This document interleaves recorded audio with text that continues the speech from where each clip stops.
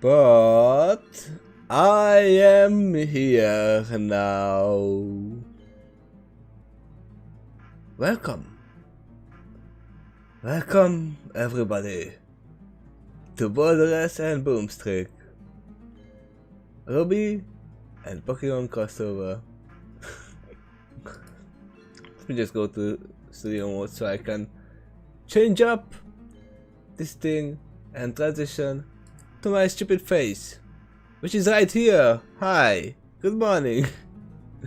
I don't know why YouTube was so slow today, but I am here and we are ready to proceed with chapter 9 of Boldores and Boomsticks.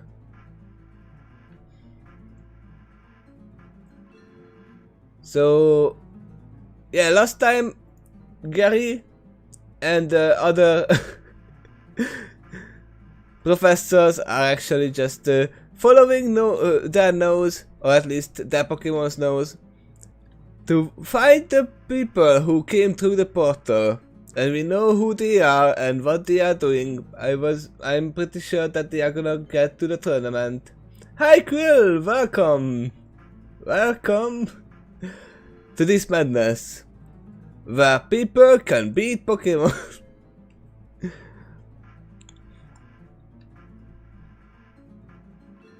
So yeah, I'm curious when we are gonna go back to Remnant, the side of the story. Probably at some point we are gonna sneak peek back, but probably not now. They need to get the portal open first, and probably then we are gonna see what's happening on the other side. Finally, there is someone besides me. Took you long enough.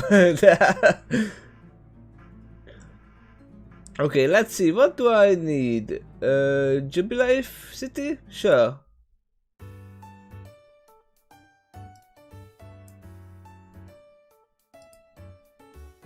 I mean, I don't know what team we are going for. We're gonna keep it with this one for now.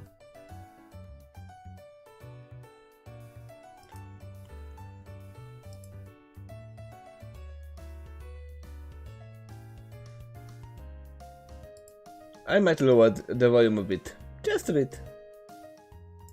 There we go.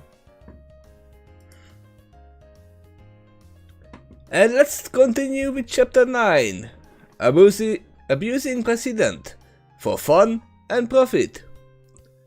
Yang slumped bonelessly in the folding chair she had appropriated for herself, relaxing as hard as she possibly could in preparation for her next and final match, which is probably gonna be Lucario and Riley.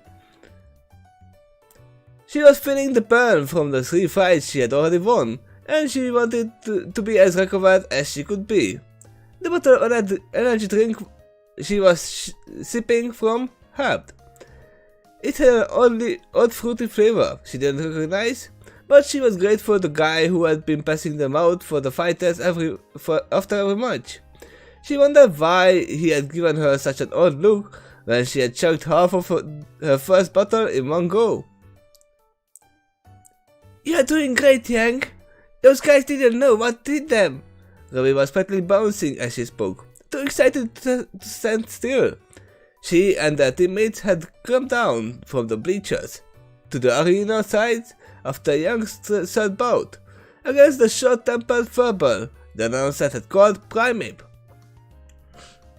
Rai shook her head, glaring at the fading bruises on Yang's cheek. "Was it really necessary to provoke her like that, Yang? You almost got thrown from the ring by that. What did the announcer call that technique?" "It was called trash," RWBY supplied. I wouldn't want to get hit like that, but it looks so cool. It kinda looked like the big dust cloud of violence from old cartoons, but it was real." Yang grinned up at her teammate. Yeah, I can't really click where we are. I'm just gonna keep my mouse there. "Hey, how was I supposed to know being called an angry dust bunny would set her off like that?" The bird hovering over RWBY's shoulder giggled into his wing, and once again his trainer and her friends chose not to comment on how the bat could not only hover, but do so with only one wing. Blake chuckled as well, but then glanced away with narrowed eyes. "We're about to have company." The other three followed her gaze, and saw the referee scurrying up, clipboard in hand. Though he was clearly quite nervous, he approached the quartet and coughed uncertainly. "I'm sorry to interrupt me so long, but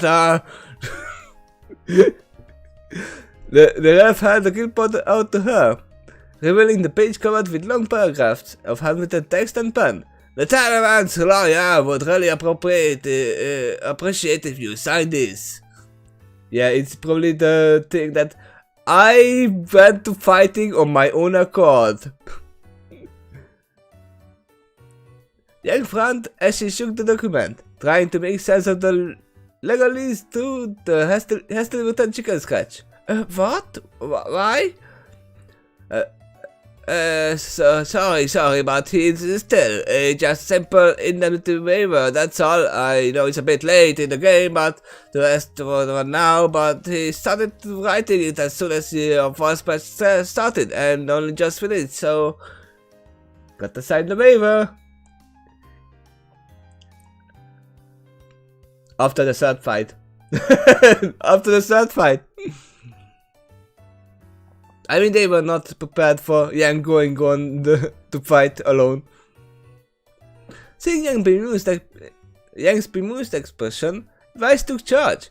She plucked the clipboard from Yang's unresisting fingers and scanned the text with practiced eye. "He's right, Yang.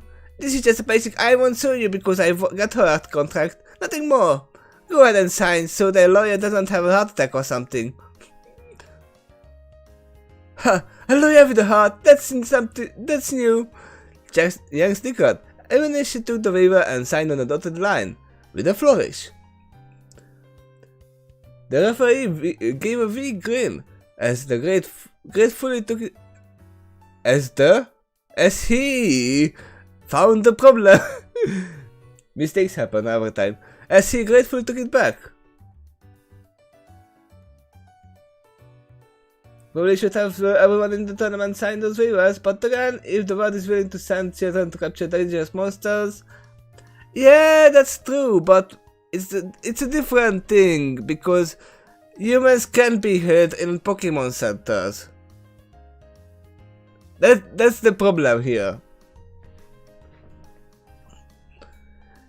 The recovery is a quite different process for humans and Pokemon.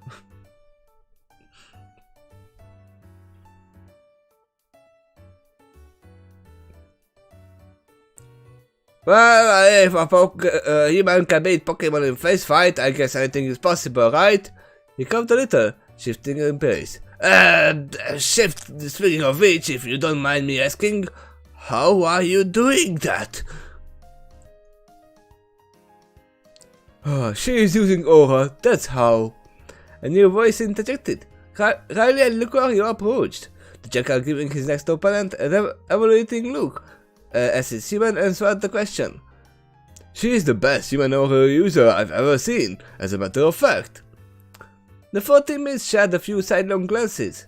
"Oh, thanks, you're going to make me blush," Yang said, not really sure what else she could say to that. As good as she was, Yang was still a first-year student at Beacon, and yet she was the best this guy had ever seen. What's that?" the referee asked. And Team RWBY collectively struggled not to grip at him. Riley, on the other hand, didn't seem surprised by the question. He instead raised his hand, and a faint blue glow built up in his palm. Aura is a form of energy. Pokemon use it to fuel their powers, and a few fortunate humans have the potential to use it as well. I've been training to control my aura for years, but I couldn't come anywhere near what Michelle Long here has demonstrated today. He gestured to his canine companion, whose gaze had never wavered from Yang while Riley spoke. In fact, Lucario are well known to be the most advanced wielders of Aura among even Pokemon, and as they can directly manipulate it in its rawest form. My friend here has been training me as much as I have been training him for the better part of the decade. The referee looked deeply impressed by this new knowledge. Even as Yang began to feel uneasy under the weight of the red-eyed gaze. She was too stubborn to look away, but Lucario's scrutiny felt like a cross between being studied under a microscope and the look her father would give her when he knew she had done something wrong. She was starting to feel guilty, and she hadn't done anything. She hadn't even done anything. The Pokemon suddenly spoke, and though they could hear him saying his own name over and over again, like most of his kind, the sound seemed to settle into a shape of words in their minds. Why are you holding back? And one of the benefits of the mastery is the ability to make themselves understood by humans when they speak. Aura uses throwing a Kamehameha in the tournament because they have powers. What if Pokemon actually works on them? Well, that is one question, but no. I have thought about that, that this is why the Grimm cannot be caught here as well, because in the new Pokemon, the Pokemon Arceus, they explain how the Pokemon works. It activates the Pokemon's ability to shrink sizes. It's the Pokemon who can shrink size, not the Pokeball making that. It's just activating their ability to shrink. Humans cannot shrink, so they cannot be caught. Just like with Grimm. They cannot shrink either. At least I don't think so.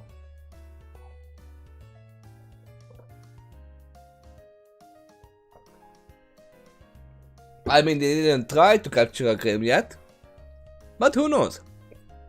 And they didn't try to capture Miss Xiaolong either.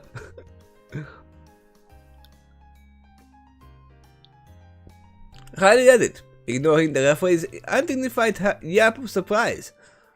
In fact, as much as I was hoping to ask about how you reached your level of skill at such a young age, Miss Xiaolong, Lucario wanted to reach an understanding about your upcoming match. Oh yeah, I remember that Riley said that they have to ask her before the match because the match is gonna be intense. Gotta catch more Pokemon. Yang looked at Riley, confusion plain on her face. She turned back to Lucario, meeting his steely-eyed gaze, without flinching. What are you talking about? I'm not holding back. Those were tough fights. Huh, your opponents were certainly powerful, but despite that, you were not using your full skill. Oh, it's still... I asked Riley to enter me in this tournament so that I could find challenging opponents, and I have found one. Please do not insult me by fighting at less than your best. But I'm not! What do you think I am? Lucario frowned. I have watched your battle. In every match there are moments when you hesitate, and it had cost you. You start to move in one way, pose, then decide to move in another way entirely. When you fought against Primeape, this hesitance was the only reason you were caught in their trash attack. Why else would you hinder yourself in such a fashion? Yang blinked and took another sip of her drink as she realized what Lucario was talking about. She noted that Riley, the ref, and even Lucario were giving her odd looks as she drank, and reminded herself to find out why later, because that's a Pokemon drink. It's probably a potion or something. Okay, that's I'm not holding back intentionally, not really. Yang sat up, straighter, rubbing her free hand on her wrist, where Ambassador normally rested. Truth is, I usually fight with a weapon. I'm not refusing to use certain moves or anything, it's just forgetting I can do certain things empty-handed, in the heat of the moment. Most times I fight unarmed, sparring matches, with a friend or my dad, and these fights are a little more intense than a warm-up match in the backyard, you know? Lucario considered this. I see. Perhaps we can solve this issue. He turned to a calculating gaze on a referee, who did flinch under his scrutiny. Excuse me, sir. If I remember correctly, Miss Xiaolong's participation in this tournament is based on precedent of human fighters entering before, correct? Oh, is Lucario gonna ask if she can wield her weapons? Not a good idea, but he has aura. He can withstand bullets. Referee swallowed nervously, but nodded. Well, yes, since this is an unprecedented local event, instead of League being won, local precedents apply. Yes, and what sort of people did you tell the announcers had entered? Martial artists, and the ref's eyes widened. And swordsmen, are you serious?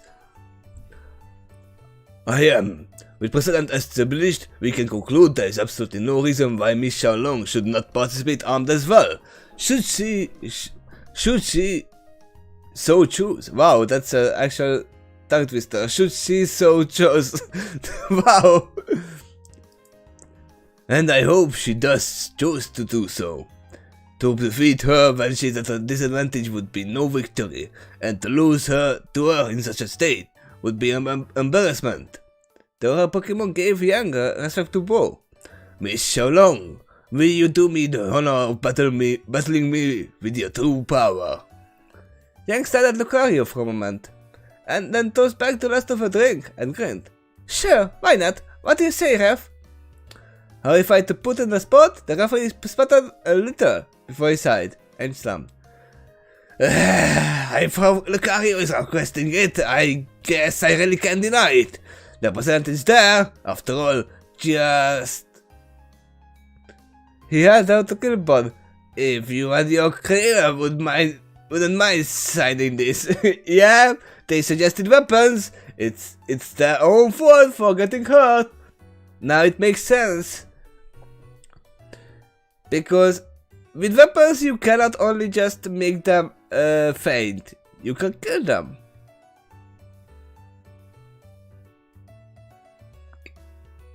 When Riley and Lucario signed the waiver, though Lucario's signature was merely a power print, Ruby started digging in her bag to pull out Yang's weapons. The blonde tossed the empty battle drink into a nearby trash can. Whatever the stuff was, it was tasty and definitely gave Yang more energy.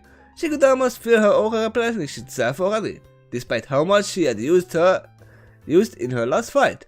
Had kind of a silly name though. Why call an energy drink a super potion? Well, it was a potion after all.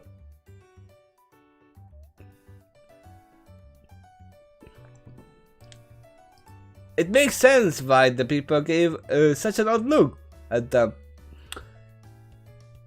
And seeing the first letters here, it's obviously they're gonna be in a fight.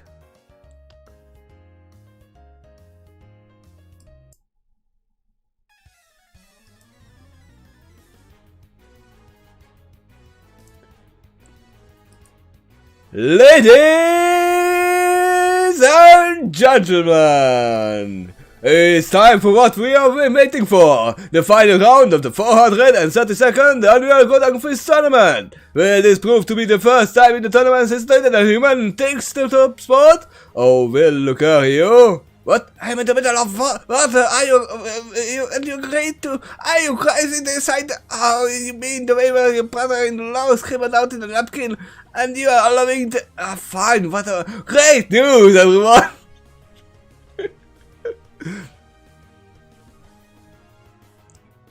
Lucario stood across the field from Yang, waiting patiently for the announcer to finish his hissy fit and start the match. He stood calmly, giving the impression of being unconcerned, yet alert. But on the east side, he was analyzing the new addition to his opponent's wardrobe. She now had a heavy golden bracelet, almost big enough to be called a bracer, on each arm. Her aura was interacting with the metal bands a bit strangely, but Lucario still wasn't sure what precisely they did. They certainly weren't the sword or other traditional weapon he had imagined when the girl had said she preferred to fight armed. As the announcer began to wind up the match's official start, Yang shifted into ready stance and punched the air as her tools began to shift. With a clatter of mechanical components, the blades moved into place and transformed her bracelets into heavy armor gauntlets, running from her elbows just past her knuckles. Huh, well that was a thing. Lucario could see the appeal of reinforcing her arms, since most beings lost his advantage of metal bones, but it seemed... Lucario vs Yang Xiaolong. Ready? Fight! Click! Blam! The instant the dance had finished, Yang threw his arms behind her, and the gauntlets erupted in a massive blaze of flame, accelerating her from a standstill to holy shit in a heartbeat. If Lucario had blinked at the wrong time, he could have caught her in a flaming exploding punch in his face before he could open his eyes, and as it was, he barely managed to deflect her fist over his shoulder, and he could feel the heat of resulting fireball against his back. Click blam! Fire? Why did it have to be fire? Click blam 4 times. I'm not gonna do click bam, click bam, click bam. Nah. Lucario barely managed to stay a step ahead of the grinning Blondzerker. That's a word. Desperately parrying and trying to get control of the fight. Unexpected speed and fury had kept him on the defensive for too long. He needed to take the initiative. The steel type closed his eyes, opening his mind to the flows of aura in the world around him. The audience ceased to exist. The announcer fell silent. His presence grew distant. There was only Lucario and his opponent. Blazing like a bonfire, Yang burned with flames from within, a golden aura cloaking her and shielding her from harm. Finding the rhythm in her assault, Lucario continued to parry, more sure of himself now than he had been with open eyes. With his senses extended, Lucario could see how the gauntlets worked. Yang's aura was being directed into the mechanism, strengthening the metal and bleeding into sealed containers, each full of weight. What were those? Not important right now. Focus. Lucario changed tactics, ducking under Yang's guard instead of deflecting or blocking, and throw a force palm into her belly, just as he had done with in his match against Hitmonchan. She barely grunted in response, but it broke her pattern enough for Lucario to disengage and open the range with a quick attack. Yang didn't follow up immediately, straightening up and nonchalantly blowing wisps of smoke from a shotgunlet's barrel. Are we having fun yet? Lucario let a smile spread over his muzzle, generating bone rush stuff and giving it a death swirl. We most certainly are, he confirmed. He raised one paw and pointed it behind him. Allow me to borrow a trick from your playbook. Force palm flashed from his empty hand, and Lucario lunged into battle at an impossible sprint, stuffed raised to strike. Well, that fighting style is gonna be something that Pokemon might take over, if they can do the same thing. But Lucario is gonna be super strong. Not as if he's not super strong to begin with. Our construct rang from Golden Gauntlet. Wow, I can't read. As Lucario drew Yang back, as her grin hadn't faltered, even as she was forced to give ground before his assault, entering the struggle as much as he was.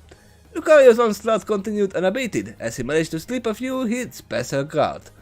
He was careful not to fall into too repetitive of a pattern, not wanting to give Yang the same opening she had given him.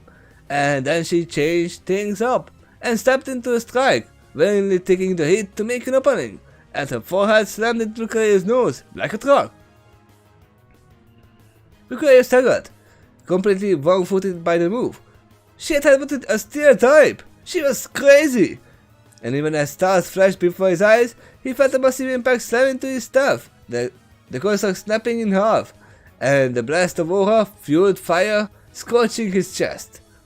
This could have been a devastating turnabout, but Lucario was too well acquainted with both fire attacks and foes who tried to disarm him. He simply bore through the pain and shifted his footing to an Eskimo trance, and launched and read about the assault. Blows rained down on Yang's head and shoulders, fostered from even more unpredictable angles than before. More and more attacks made it past those armored fists, and she stumbled back before erupting in golden flames and firing a double-barrel blast at the ground at their feet, blowing them both away from the line of skirmish. In an oddly mirrored movement, both hit the ground on their backs, rolled backwards on their feet, and with Ember Celica and Force Bomb launched themselves. The Lucario had pushed his attack forwards, propelling himself away from Yang, and outside the range of her launch. "Lucario!" Riley helped, managing to get his partner's attention. "Keep at a distance, those weapons are short-ranged. All is fair, and keep them coming." Lucario nodded, seeing the logic. He backed away at speed and started to charge an orb in the blue light in each paw, but hesitated when he saw the gleam in Yang's scarlet eyes. He could tell she was planning something, but finished charging up and threw the baseball-sized orb construct in one after another. Yeah, that's the only problem with Yang's Ember Celica, that they are short-ranged. Are they? I mean, they can be, they can shoot out slugs as well. You don't have to shoot 12 gauges and fire bullets. I'm pretty sure Yang has some slugs in her repertoire that can be used at a range. Yang punched them out of the air, the aura in her fire blast detonating the aura spheres well outside her affecting radius. "Short range only, huh? You think so?" Something happened to Young's gunless, panel opened, and a lot of smoking orange juice fell to the arena floor. In a second, she produced and slapped into place bells of the red shells, and her grin grew cheerfully demanded. "Whatever you say, hit me with your best shot!" Yeah, she just switched. Lucario frowned, but rose to meet the challenge. He began charging a chain of aura spheres, and volleyed them as fast as he could, testing if he could sneak a few past her defenses. The issue here is Yang can hear those commands, too, from the trainers, and can plan accordingly. Though Yang is not too genius no genius strategist, if I recall. She is not. Also, she might be unfamiliar with many of those Pokemon attacks names. Yeah, that's true, but she has seen Aura Blast and other stuff. She had seen the fights. So, she probably knows some of those.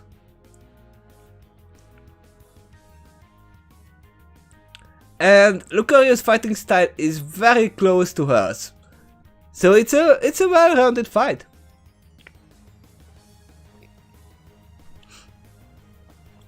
Shockwaves made the walls shiver as blast of fire red and aura blue detonated down the length of the arena. Lucario ignored the burning winds that buffeted him, eyes wide as he considered the implications.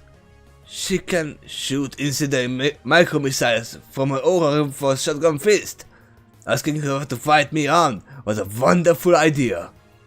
The smoke cleared, and Yang and Lucario faced each other down from across the length of the field. I'm pretty sure if Yang didn't have the weapons, the Ember Celica, she had lost at this point. She would have lost. But now it is actually, she has a chance at this point. I don't know who is gonna win though. She took a deep breath, centered herself, and crashed her fists together. The storm of fire that erupted from her towered higher than the walls of the arena pit, and shone brighter than the sun even on trained eyes. If Luca can wear some kind of headset, so you can hear the commands from the trainer without Yang hearing it, that might solve the problem. Also extend the range trainer can communicate with the Pokemon. Well, that's not a good idea because it blocks out some of the hearing that can actually give him some hints where the fight is gonna happen. because Lucario is probably using not just her eyes, we saw that he's shutting her eyes to feel the aura, but probably his hearing as well. Concentrating in one spot.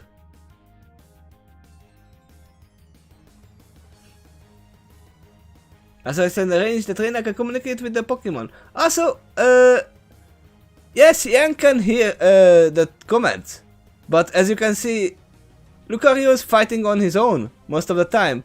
That was only one thing that was obvious, that he should fight from range. It might be not just a actual fight that he just said, okay, let's do this. No, it was to lure Yang's other type of attacks out. Just to learn from her. It was basically a tease. Oh, Yang can't fight from range, right? It's actually a good tactic to lure out the opponent's fighting tactics. Hurry their moves. If they didn't say that, probably Yang wouldn't change into micro missiles. I mean, they are not micro missiles, they are slugs. Lucario is mostly melee specialist too. Yup.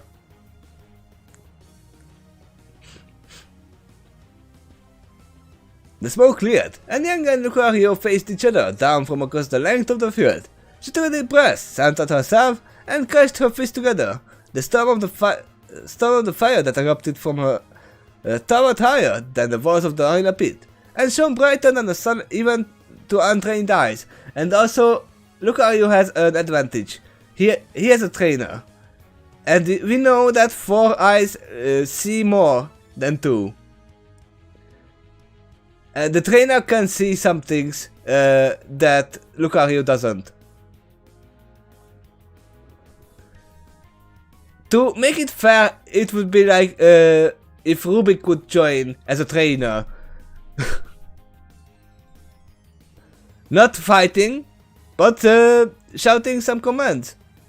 That, oh hey, Lucario's left leg is weaker. Or something like that. That during the fight you might not see.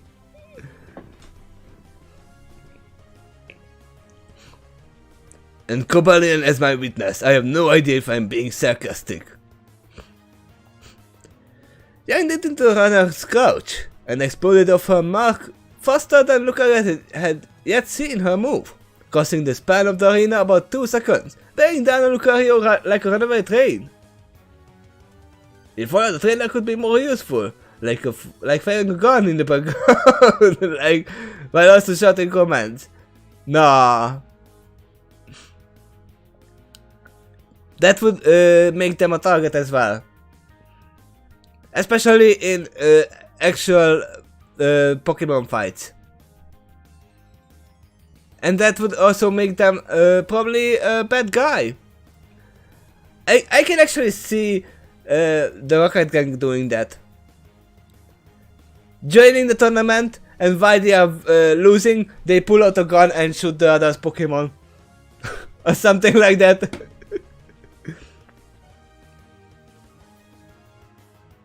Or just, hey!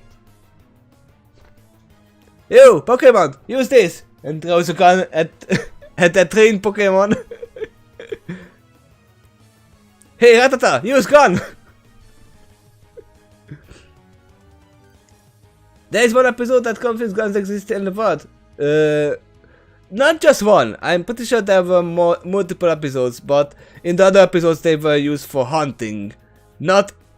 I know which episode you are mentioning, and that is the one that they actually point the gun at Ash.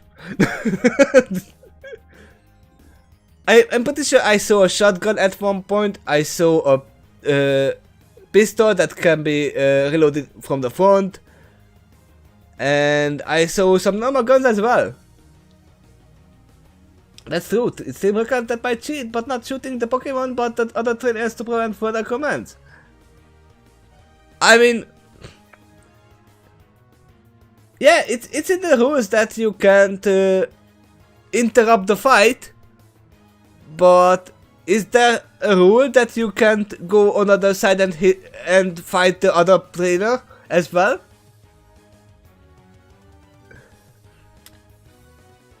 I don't think that happened. I mean, we know that Yang can only join here because it's not the league precedented fight. It's not league tournament. In the league she can't join. Because that actually happened. Probably.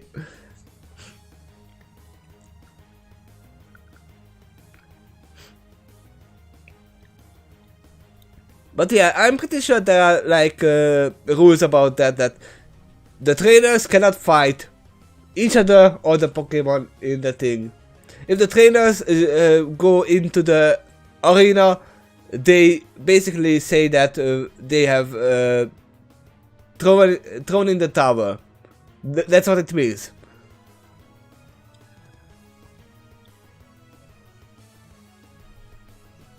There probably is, but you think Team Rocket would care? Well, Team Rocket wouldn't care. I was talking about normal trainers. That you said. What if the trainers would use the guns?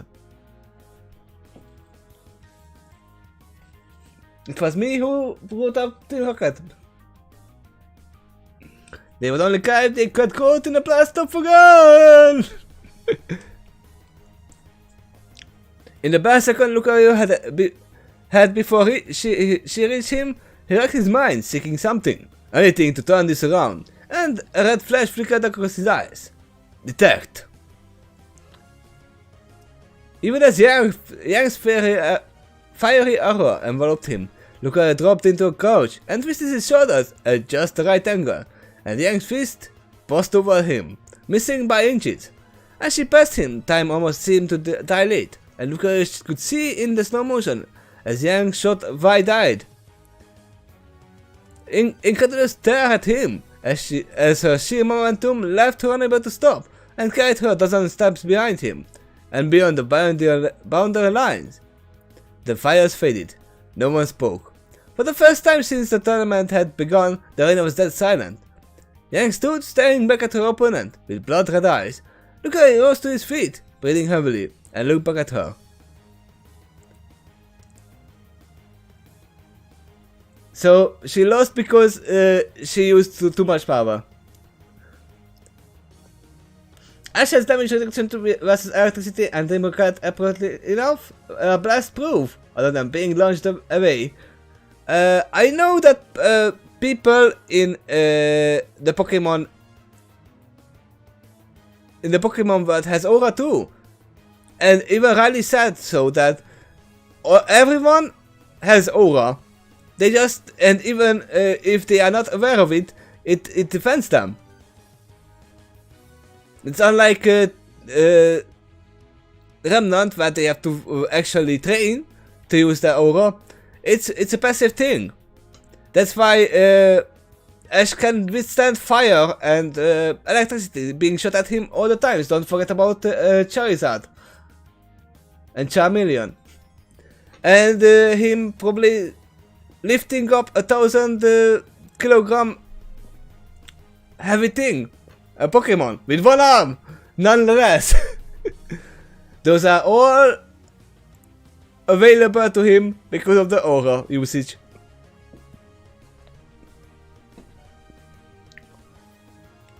Yang walked back into the battlefield, eyes locked on the Lucario's. She stood before him, face unreadable as she stared at him. Lillian's and Darwin's remained silent, and the arena collected holding their breath after the amazing display, and unsure how she would react to having her victory stolen by Ringo, of all things.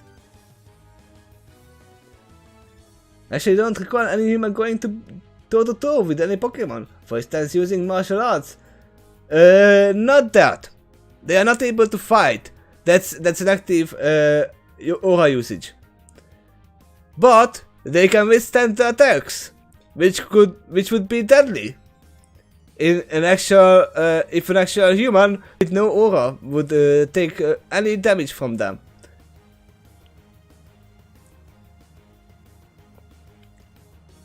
Just see how much the Team Rocket got beaten up. From every kind of attacks. From every kind of Pokemon. And blast as well. Just normal machine blasts. Yang's fist suddenly shot forward, and she shook her victory's false paw as her eyes returned to Lavender, and a broad grin spread across her face. Best fight ever! I have to agree, that was exhilarating. Well fought, Miss Sherlong. The audience went wild.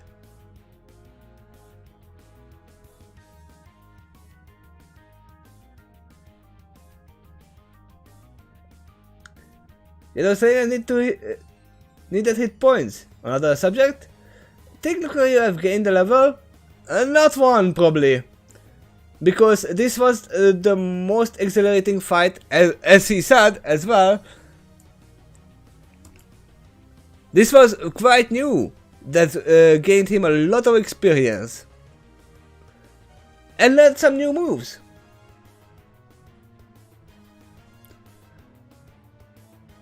I wonder what cliché will happen for the end of the tournament talk. Yang wins 10 Grim attacks, so the attack happens before the finals and all the contestants team up. No, I didn't think the Grim would attack at this point. I thought that the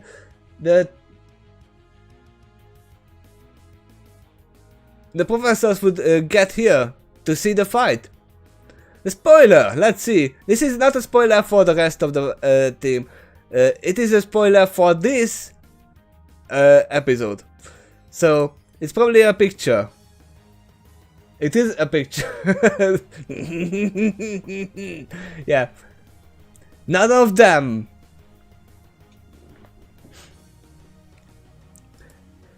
So basically, the writer was like, oh, I don't know, I don't wanna do it like this, that if Yang or Lucario is a better fighter.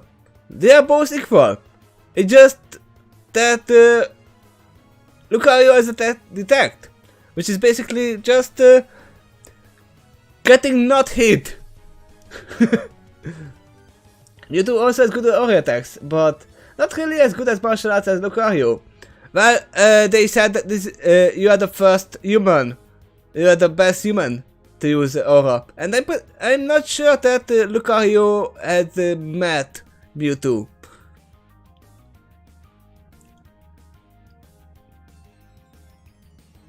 At this point.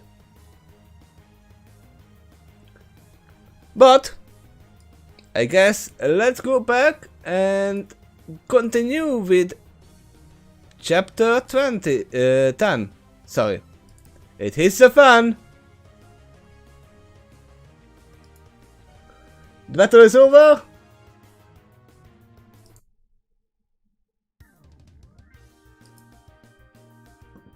Sure, why not?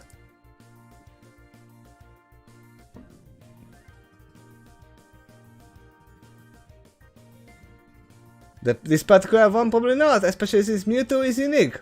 He's biomade, yup.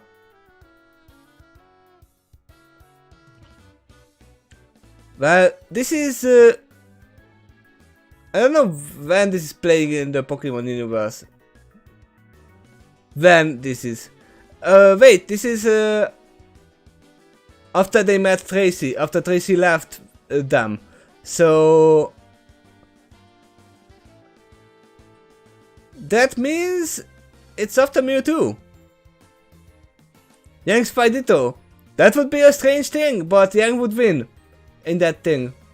Because we know that Ditto's transforms is always, the attacks are always weaker than the original one.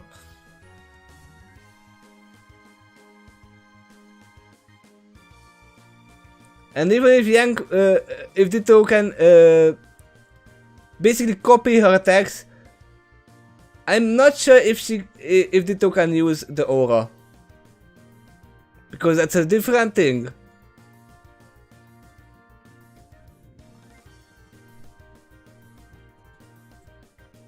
Do I still have some coffee? No, I don't. You know what? Before continuing, I'm gonna make some extra coffee. Just some short coffee. and continue with chapter 10 in 5 minutes. I heard you can glitch and freeze the game if the two fights another Ditto in other games. Oh. I have never done that. Usually because I don't use Dittos. I just use the evolutions. If I can get that many EVs. I'm pretty sure in Pokemon White or Black, I don't know which one I had. There is a spot where you can catch EVs. In a very low chance. I was there for hours to make a 6 EV team. I remember that. But I'll be back really soon.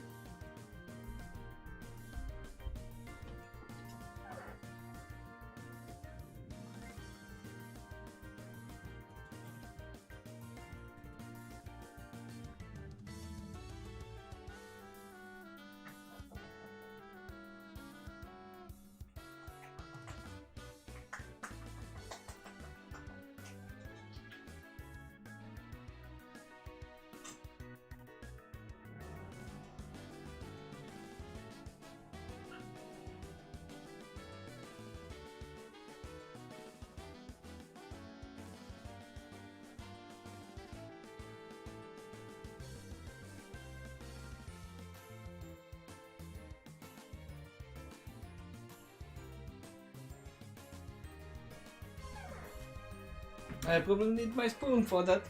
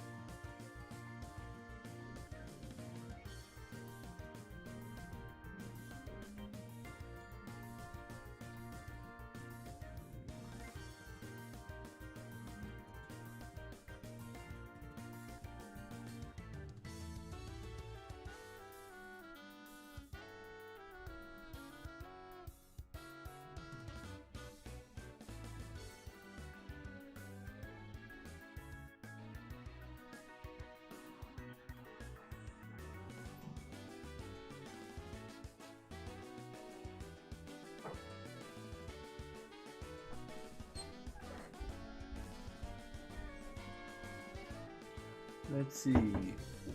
Nothing new since then. But I'm back.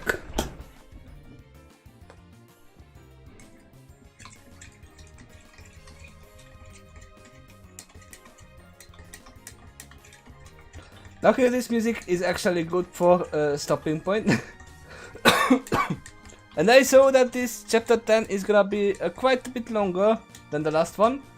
So this is gonna be the last chapter that I read today, if it's okay with you.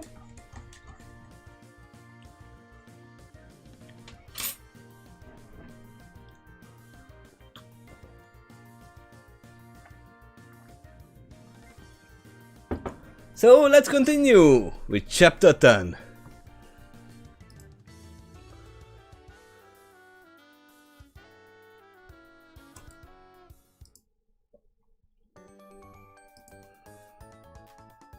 It hits the fan. The handful of hours since the tournament explosive finale had been busy for Team RWBY. Ah, you are back just in time to continue. I swear for I was choosing the first time ever. I was waiting for the chapter for ages. Well, we finished that. Ah, we had a lot of talking in between the sentences. I mean, you can rewatch the video after this if you want to. Between other accolades, well-wishers and all-star spectators, and congratulatory speeches, Yang had obtained her second place winnings. And the girls had already depleted from somewhat replenishing their supplies, and picking up a few new things that looked like they would prove useful. Blake in particular had found a few books and pamphlets that might shed light on some things, but hadn't yet found the time to study them. Before leaving the arena, Riley asked Yang if she and her friends would mind meeting him to discuss their training in her use, as he was starting to feel the need to up his own training. The blonde had cheerfully agreed. I'm sorry about this. And arrangements were made to meet at the restaurant later in the evening.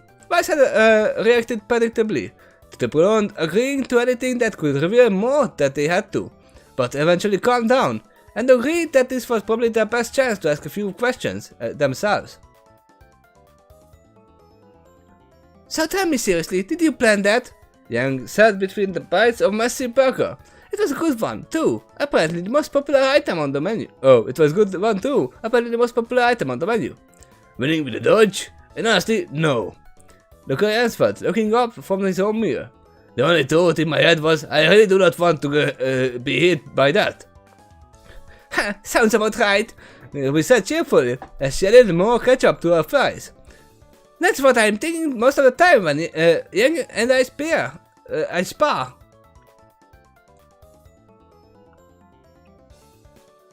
Dinner at the corner dining, Riley had suggested, was turning out to be a strange blend of mundane and bizarre.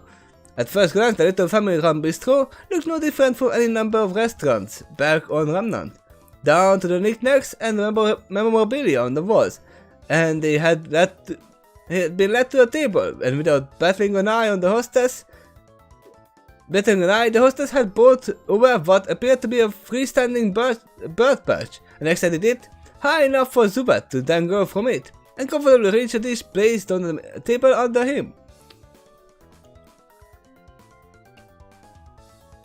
Looking through the menu, foods the girls were used to, intermingled with things they had never heard of. Some of that were simply familiar dishes named after different people and places. Vice had directed to order Caesar salad with Italian dressing, recognizing the listed ingredients as something she regularly got back home. The restaurant menu, on the other hand, had included apple pie, strawberry shortcake, and an orangeberry cobbler. What were orangeberries? Who knew? Well, Zubat seems to. They featured heavily on the fruit salad dish he was eagerly digging into. I'm curious how you were empowering yourself like that, Riley said, as he added salt to his sandwich. I could see your aura brightening with every hit you took. I've only ever seen the like when a Pokemon uses Bite or Counter or something like that, but you had it running continuously. Well, this is the difference between trained professionals, they are still in the school at this point, and the normal fighters. Semblance. Can Pokemon learn semblance? Good question. I mean, they can use Aura, so that would mean that they can. Yang shrugged casually. It's my semblance. Any damage I take gets added to my own strength. Doubled. The light show is a side effect. Team RWBY had a hasty and quiet discussion about what to tell Riley while they were shopping, and the decided to be honest about their training and abilities. They also agreed to hold off the game to a portal from another world, but until and unless they thought Riley might actually believe them. So probably can if they had the opportunity to learn semblance. I mean, they have abilities, right? Those can be their semblance. Like some of the electric Pokemon can take electric attacks and get healed by them. That's kind of a semblance, right? No.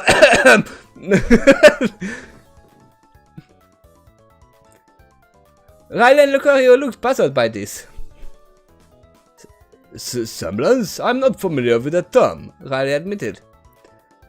It refers to an ability unique to every individual, generated by their aura, Weiss explained. Oh, it's Weiss. Everyone who learns to use their aura has fun, though many don't even learn what theirs or how to use it. On the other hand, I'm curious about what you said about seeing Yang's aura, as in before she started glowing? Well, yes. Riley frowned, a bit perplexed. Our sight is one of the earliest skills most have developed, in fact. Certainly easier than large-scale expressions of aura. You don't know it? Our board's ability to reflect attacks. Yeah.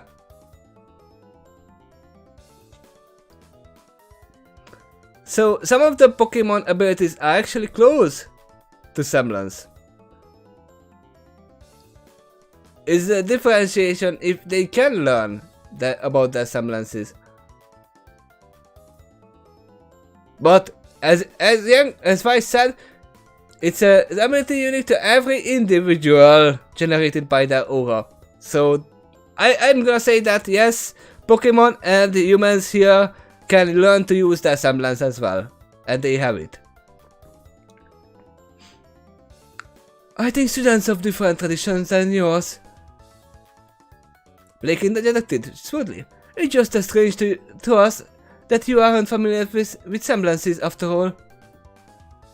I suppose so, he agreed, but it seems odd that I haven't heard your methods before. I've been traveling the world for years, and I've made a point of researching everything I could about Aura. If you aren't following the footsteps of the Aura Guardians, what traditions are you following? We are huntresses, RWBY chirped. Where we are trained to be, we won't graduate for another few years. That is true, for another few years. Riley shared a glance with Lucario and gave RWBY an intent look. Graduate? As in from a school? A school for using Aura? RWBY realized she may have said something too early, but knew that backpedaling now wouldn't work. Kinda? I mean, there is more to it than that, but... Riley looked utterly fascinated now. Please, tell me more. So, they told him more. Telling him about beacons, segued into Signal, and the fact that RWBY and Yang's father and uncle were teachers there. And that led to... Wait. Yang's father were teachers?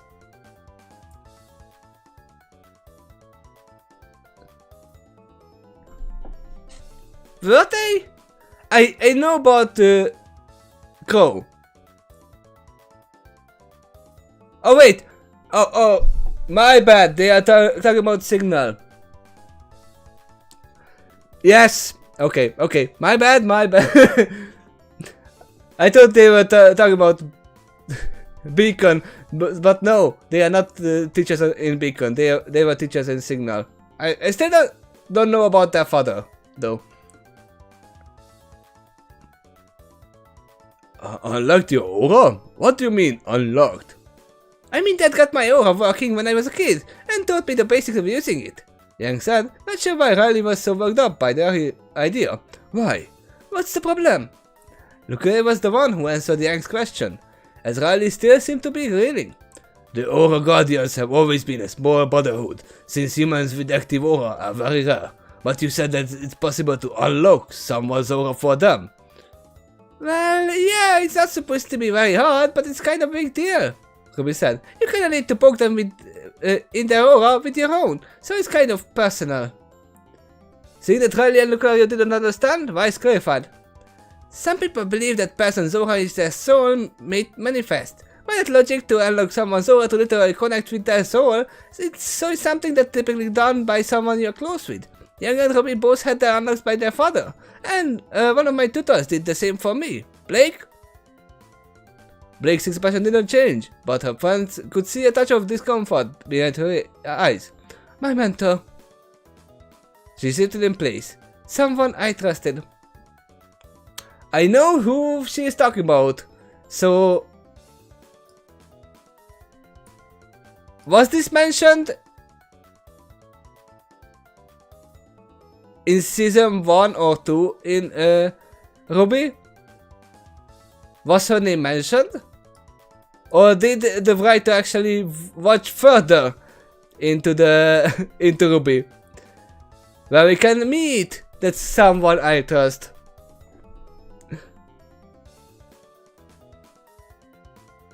First episode of season 3.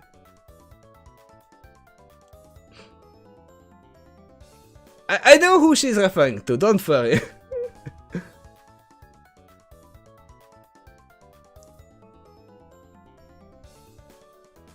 I don't know, I forgot her name. But it is the chameleon girl.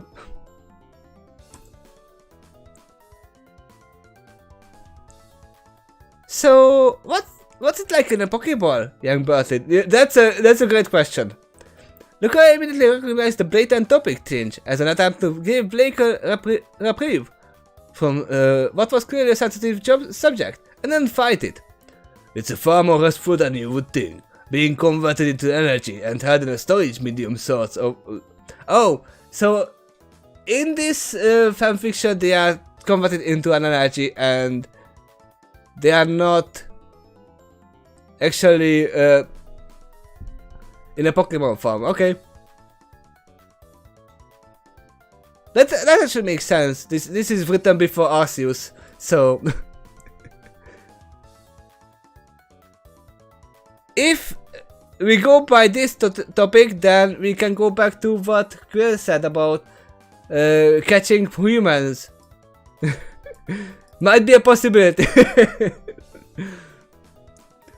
Which means you have none of the distractions and discomforts that arise when you are simply trying to sleep normally.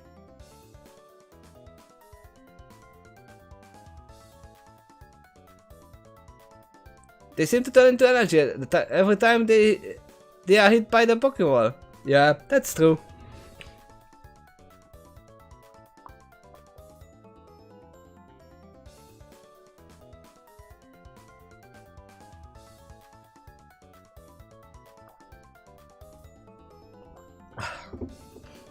The Joker sat back, drifting his thought his memories of the sensation as he tried to put it into words. You can perceive what's going on around you, just with just a little focus. So it isn't like sensory deprivation, but you can also ignore outside stimulus easily. Even if the pain of injuries become distant, while being in a state of pure energy prevents them from getting worse. It's quite nice, actually. Why started? Even as she gave Blake an apologetic look. I find the technology that goes into them interesting. I I just don't understand how the whole matter into energy part works.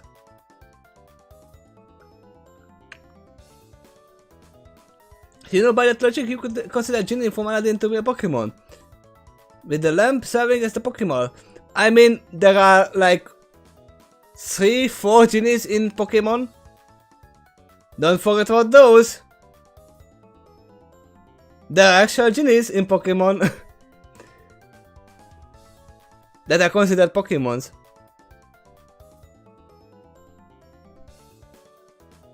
And they are messed to catch them. Because they just run away and go into another place immediately.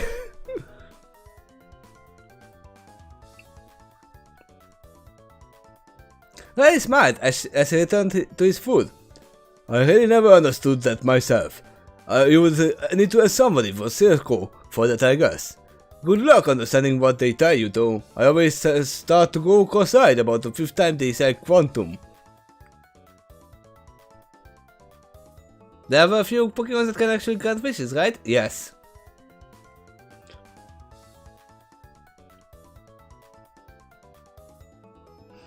Yes, there were.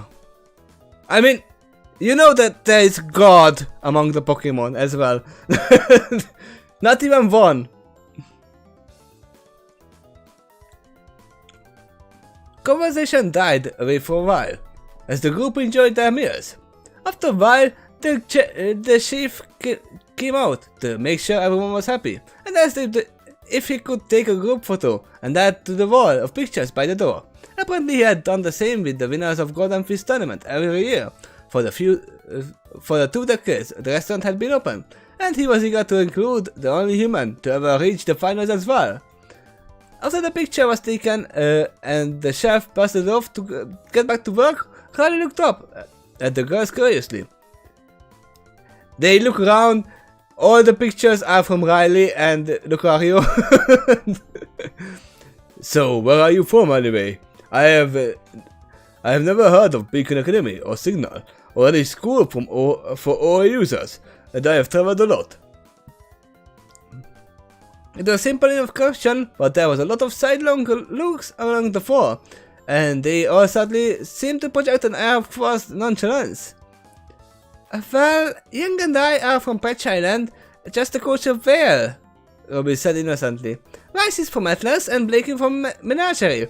That was the city's name, Blake? What was the city's name? Kokorana. The dark-haired girl answered without meeting anyone's eyes, choosing to focus intently on what was left on the tuna salad sandwich. Now I'm pretty sure that was not mentioned in the first chapters, that she is from Kokorana. That makes me think that the writer actually watched RWBY later as well. Huh, sounds Alolan, Riley noted, but I've never heard of the other places. He smiled ruefully, and here I thought I was good at geography. They probably collectively grew, shifty again, complete conversations flashing through sidelong glances. Well, there is another reason for that. RWBY started, but hesitated before continuing the thought. Riley and Lucario waited patiently, but none of the dining companions seemed eager to share. After a moment, Zubat removed himself from his much reduced pile of berries and decided to spit out for them. Zubat, Pet, Zoo! Lucario turned to face the Flutter Mouse. I beg your pardon? Zubat repeated himself more slowly, then chattered more expansively. Wait, you mean you are being literal? That's what? Riley looked at his companion, concerned that the jackal slowly turned to face the girls, expression unreadable. He says you are aliens. RWBY and Yang shared a surprised look, while Rice and Blake looked thoughtful. I guess that's technically true, Rice began. What? Have you ever heard anything about the weird glowing cores in the air? Cause we kinda got chased through one, and ended up on the mountain near this town. Yang cleared her throat. And we have no idea where we are, like relative to home. Oh right, there are no phonos to be seen, Blake added. The highland looker hero stared at them for a long minute, before the human reached into the travel bag, sitting by his chair, and rifled through it until he found the magazine titled Pokemon Geographic. Without saying a word, he flipped to a full-page photo, and turned it to face the girls. That's it! RWBY gasped. I mean, it's not the same one, cause I wasn't in a jungle or either side, but it's just like it. Weiss pulled the magazine closer, scanning the article on the other page. New discovery, unknown provenance, named Ultra Wormholes. Research team in Vexalola. I don't know either, because I haven't played that game. Where Alola is. Is it Sun and Moon, I think? Or is it Sword and Shield where Alola appears? I don't know. Because I stopped at Black and White too. Because then they started actually doing things from 3DS and Switch. And I only have a DS.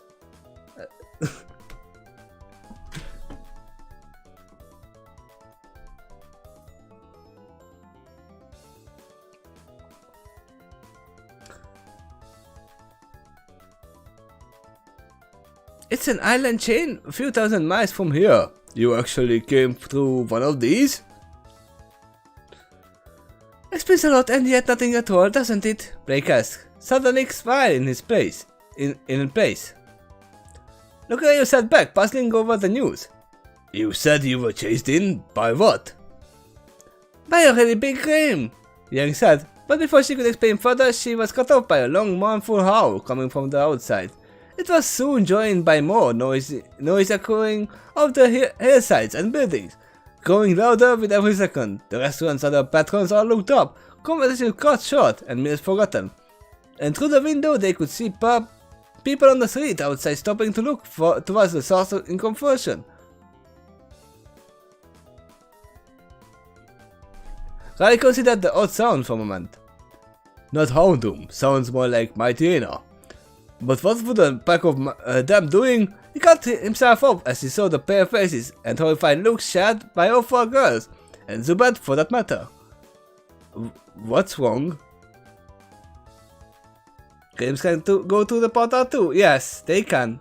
They started to go through the portals. That's why the team RWBY started to investigate. Because the game were getting towards the area. That's why they were sent there. But then there was what is it called? The big elephant, the mammoth guy, as well, and they couldn't handle it. They were chased through the portal, literally. Werewolves, Blake muttered. Lots of them. I was hoping we would have more time before this happened. Weiss groaned. What is it? What is it? RWBY stood up and removed the block of red liquid steel from under her cloak. I'm on point, she said in far more serious and decisive tones than Riley had ever heard from her. Catch up when you can.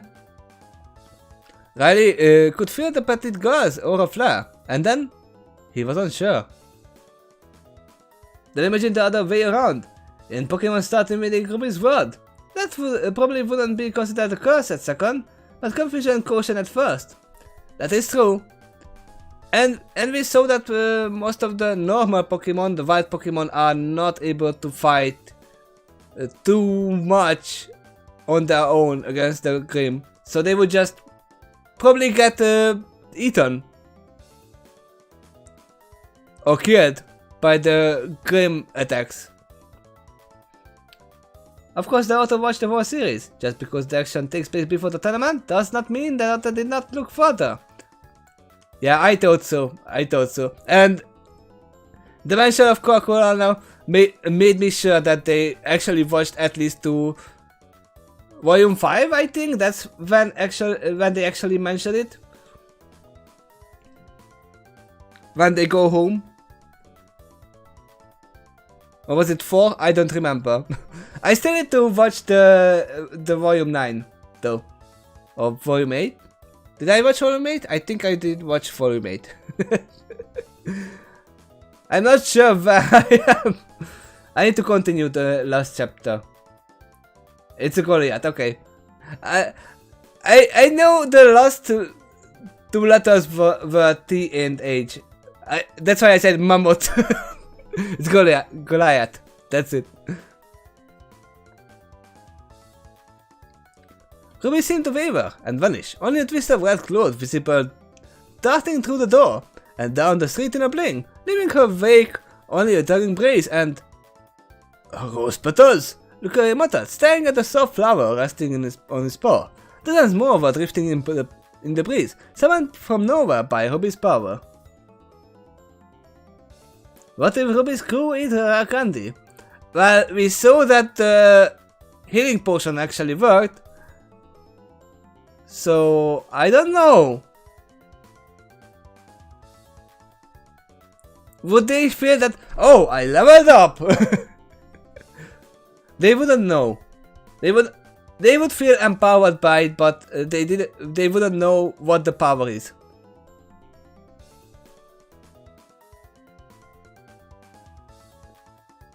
They could just feel a sugar rush. Literally. The staff and customers were now staring wide-eyed, attention drawn to their party by the shocking display.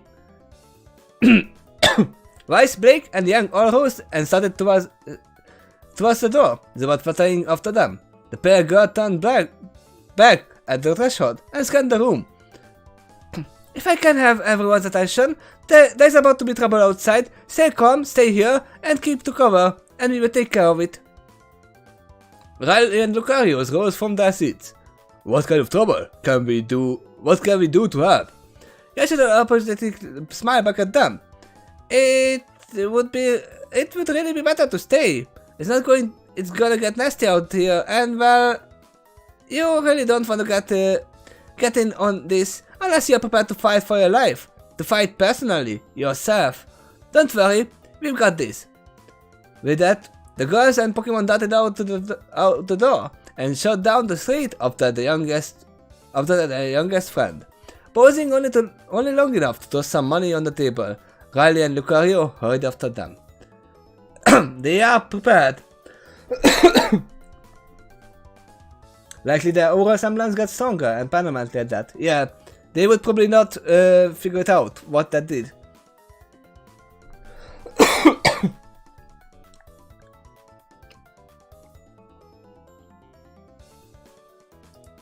Oops. You saw nothing.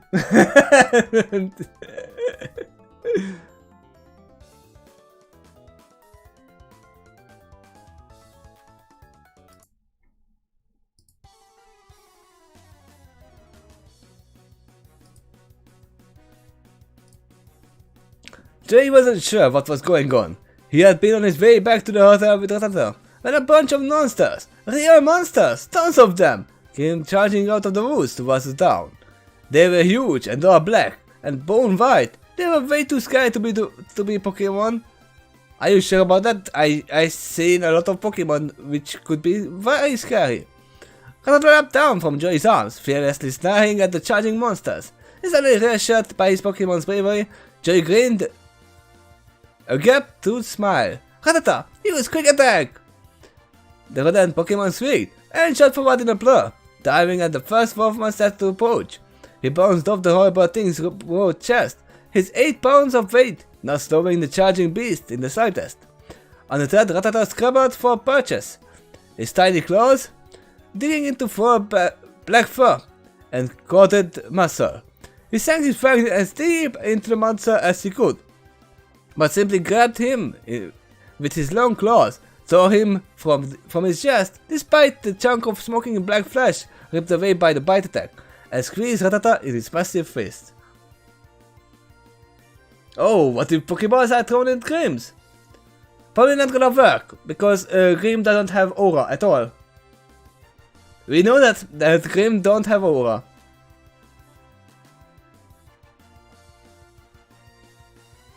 And even if the Pokeballs are actually just making the things into energy matter, it's probably activating their aura as well.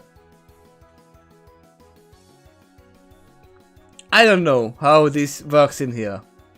We have not went to Sevco yet, so I don't know. But as I said, if we go by Arceus, basically canon experiments, then no, nothing would nothing would happen.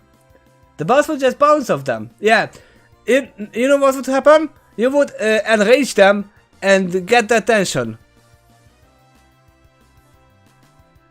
That's what would happen.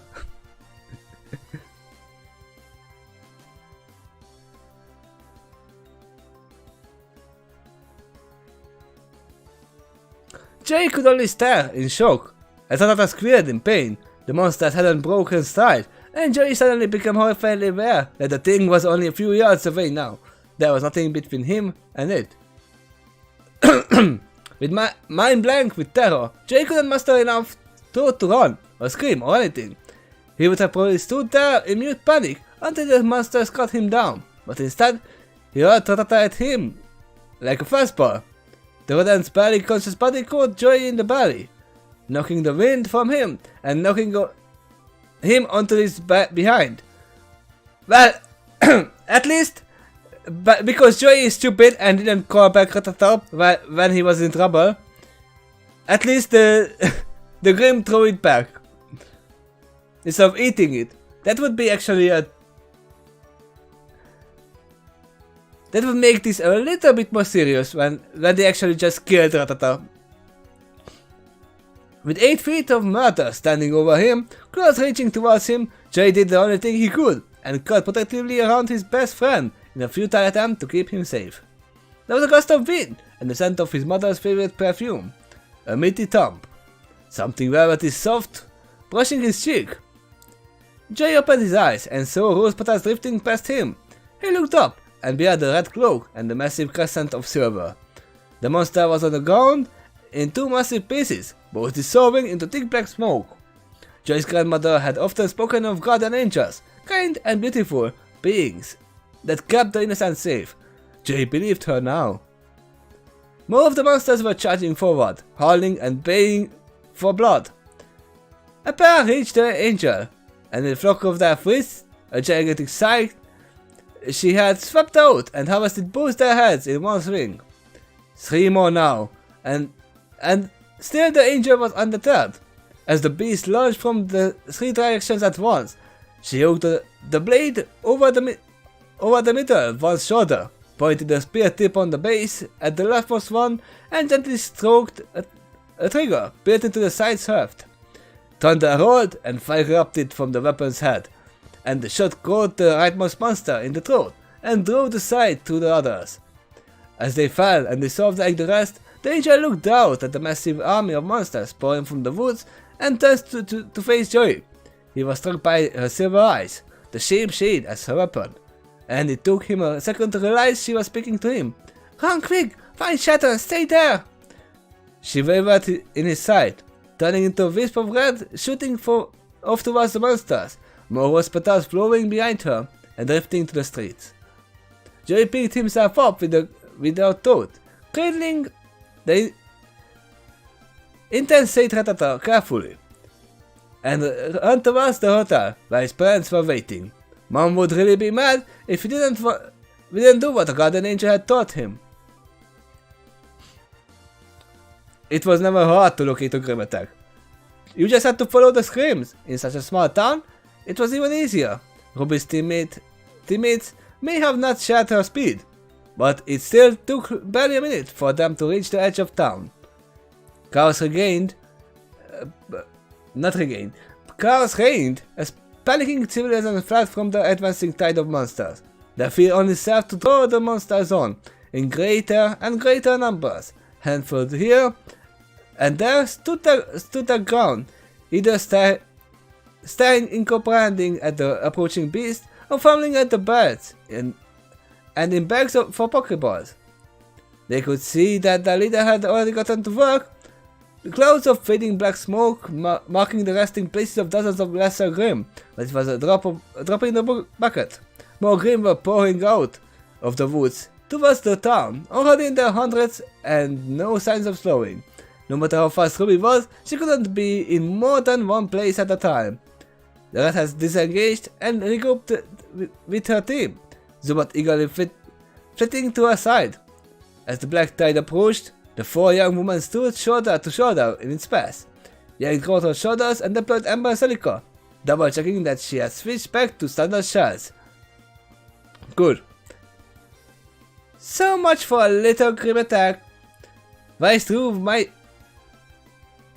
I always forgot how to say that name, Mirtanister, spinning the cylinder between relative dust at her disposal. Do we have a plan?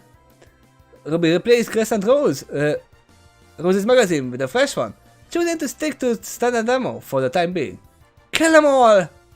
Blake chuckled mirthlessly as she drew Gumball's shroud and verified there was a round in the chamber. There you sure then. Team RWBY attacked. Blake scanned the mess before her and picked out a man flitting from a massive Warsaw. In a true horror movie style, the unfortunate civilian tripped as she fled and fell hard on the street, the Grim only a few steps behind. Blake didn't have anything like RWBY's speed, but she was still the most nimble member of one of Beacon's Academy's fastest and most agile teams, and she was untouchable as she wove her way through the horde. Every time a Beowulf swept its claws towards her, or one of the small, vaguely reptilian creeps snapped at her legs, they would seize on a funnel-shaped shadow created by her semblance and receive the real Blake's sword or razor-edged sheath for the trouble. Blake reached her chosen target within seconds and checked her charge for an instant as the copy continued forward in her place. The massive black bear roared in anger at being interrupted, and slashed bone claws longer than a human hand through the illusion.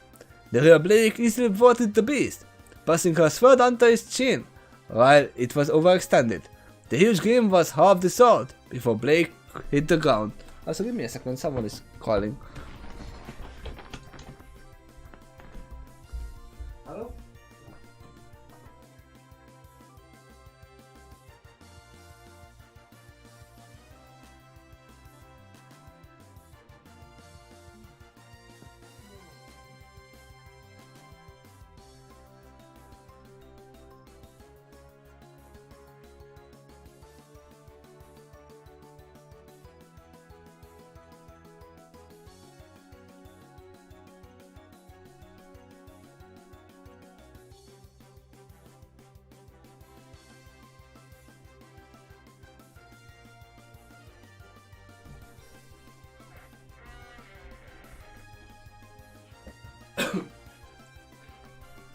Was nothing serious.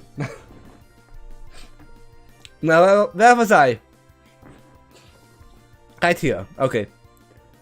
The near victim scrambled back to his feet, none the worse for wear, staring awestruck at his savior. Hunter Blake frowned at him and gestured back towards the middle of town and relative safety.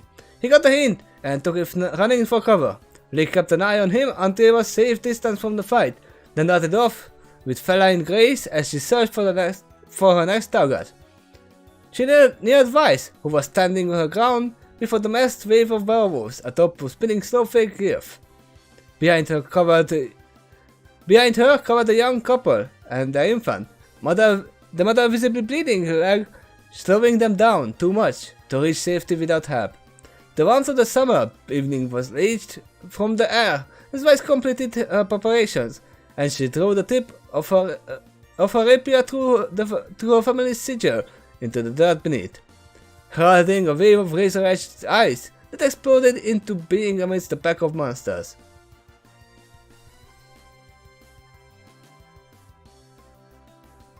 Blake caught the faint signs of roses on the breeze an instant before RWBY appeared before them, fingers nimbly working Crescent Rose's mechanism and sending shots into the mass of Grim still emerging from the forest. A little girl of no more than 5 was clinging to her back, tear tracks across her cheeks, but eyes now wide as her rescuer cut down the monster pursuing them. Without looking away from her targets, RWBY gestured into the sky and called, "Checkmate!" Without another word, she vanished into a cloud of rose petals, off to deliver the child to safety. No more instructions was required.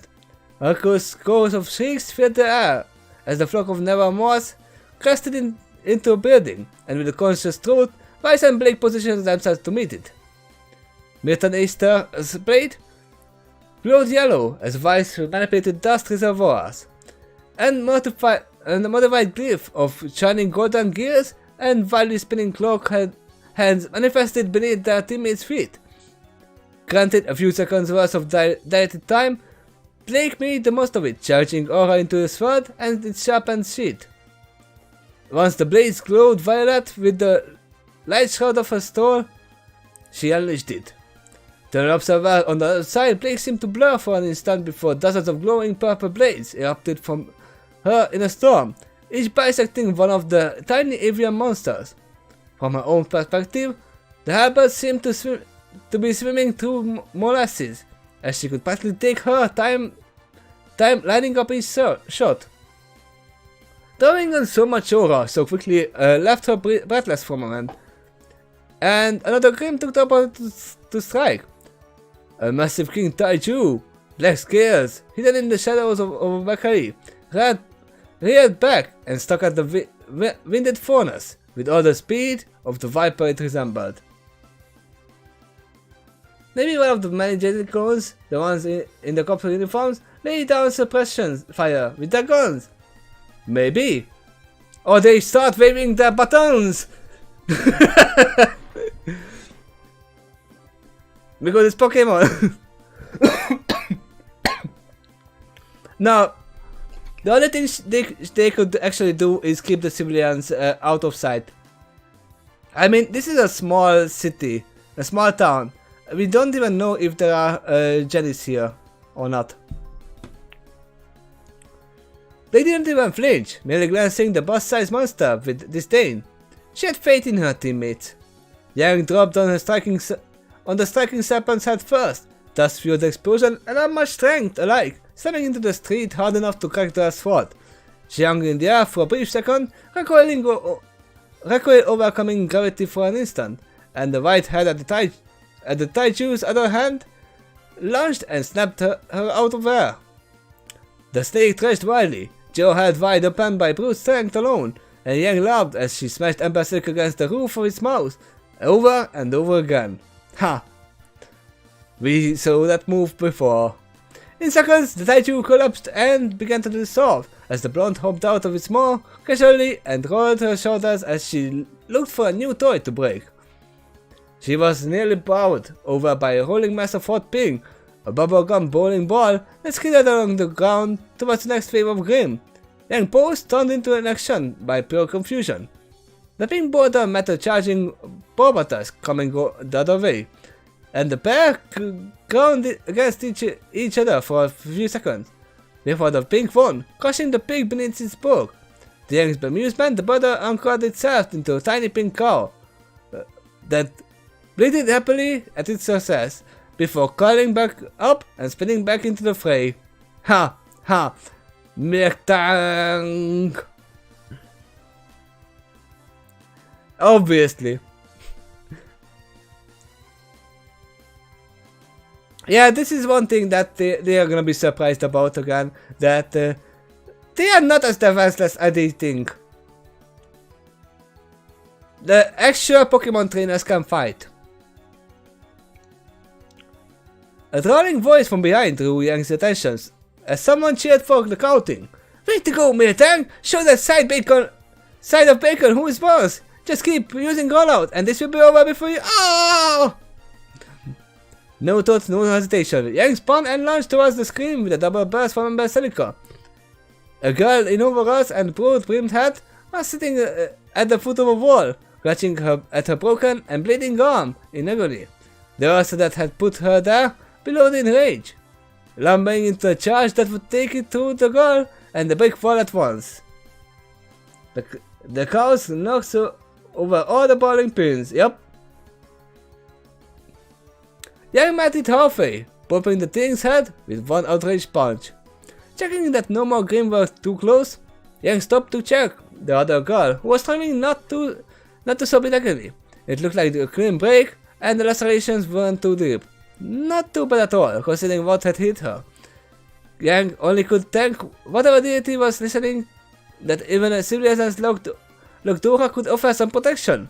A second later, Miltank had returned to the rancher's side, panicked by her mistress's wounds.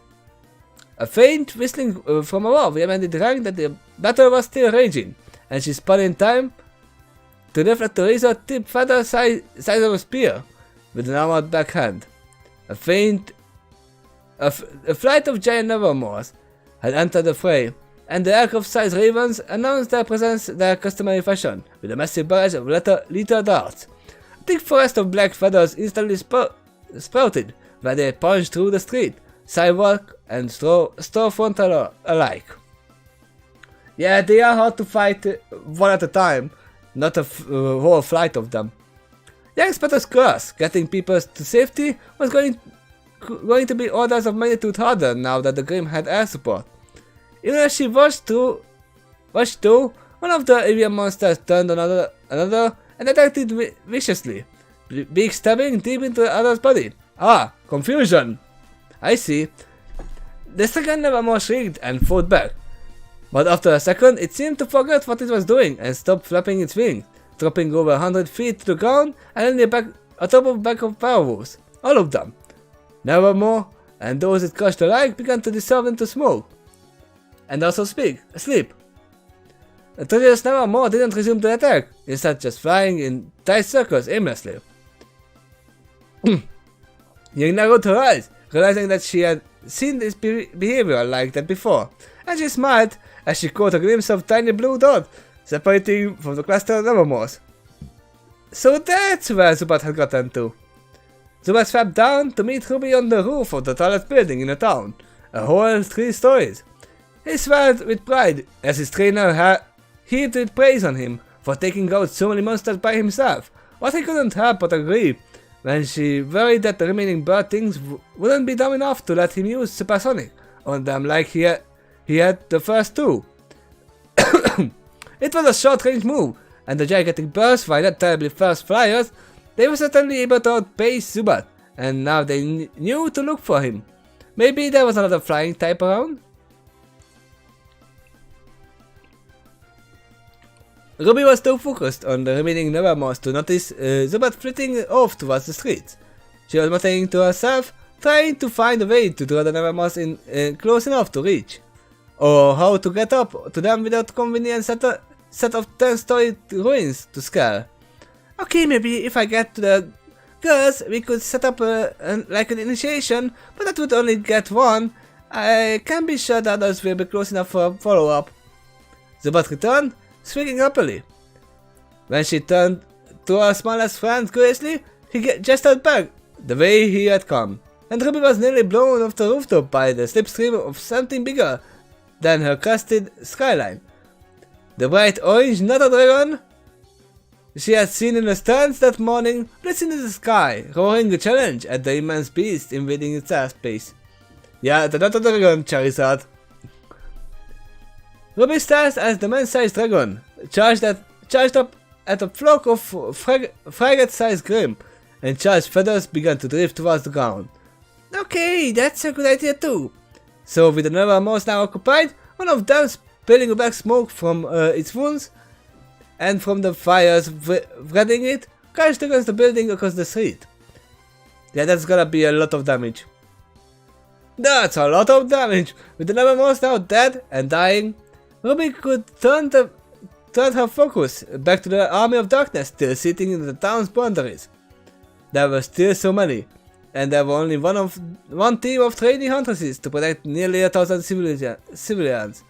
If there were proper shelters for people to take cover in, it would have been possible, but without even the bare minimum of defenses, RWBY hated to even think the word hopeless. But she couldn't see how to save so many with so few. RWBY heard a commotion from the ground and looked toward the edge of the building. A group of people had gathered, reveling variety of Pokemon grouped ahead of them. She recognized many of those in both groups, and the competitors and the trainers from the tournament. Riley was there, shouting something RWBY couldn't quite make out, as the crowd roared in response. Lucario was at the forefront of the mob of Pokemon. Bone Rush stuff already spinning in his paw. The Pokemon formed a rough skirmish line and then charged toward the mess of Grim. Still assailing the town, a tremendous variety of elemental powers and the physical attacks unleashed as they counterattacked. The Grim Horde recoiled as the wave of reinforcements joined in the fight, and the headway they had begun to make towards the town center started to evaporate. The cavalry had arrived. Also, if you think about this, clearly, obviously there's a tournament, really good fighters are in town, and there's one big... How do you say that? Big thing that they are much better than Grim. You know what? They can form two teams. While one team is healing in the Pokemon Center, the other team is keeping the front. And then switch. And then switch. And then switch until all the Grim is dead. They can just heal endlessly. I mean, has it been ever mentioned that the Pokemon Center cannot be used multiple times?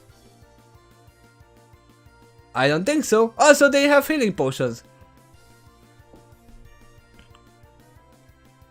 And the camp followers are in trouble. RWBY told, seeing how exposed the human trainers were. They were dancing in the wake of Pokemon, cheering and calling orders that had no chance of being heard over the bubble. They seemed to have absolutely no concept of flank, security, or rear guard, and dozens of Grim that had slipped through the wall of flame and blades that they were lurking in the alleys. RWBY shook her head with an intelligent smile, for the first time in her life feeling like a grizzled old veteran overseeing a new squad of clueless recruits. "Come on, Zubat," she said as she readied the crescent rules. "Time to save the day and some more!" Riley had been horrified when he had a coat of glimpse of wave of monsters pouring out of the forest, and struck dumb by the feet. He could see his dinner guests performing as the wave broke upon them. Lucario was about to charge off to get stuck in alongside them, but Riley held him back for the moment. An Aura Guardian Riley may have been.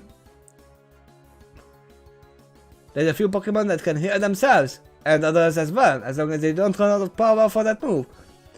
Also, even if they run out, there is Eater.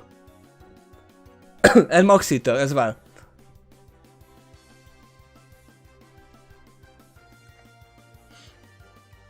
And I'm pretty sure they don't include running out in this. It's just a game mechanic. In this one, it's like, okay, you can use the move any times. Still others can drain life from the enemies, like Leech Seed, yes. So, Pokemon have an upper hand. The only problem they are having is the trainers are undefended. That's the only problem they might have.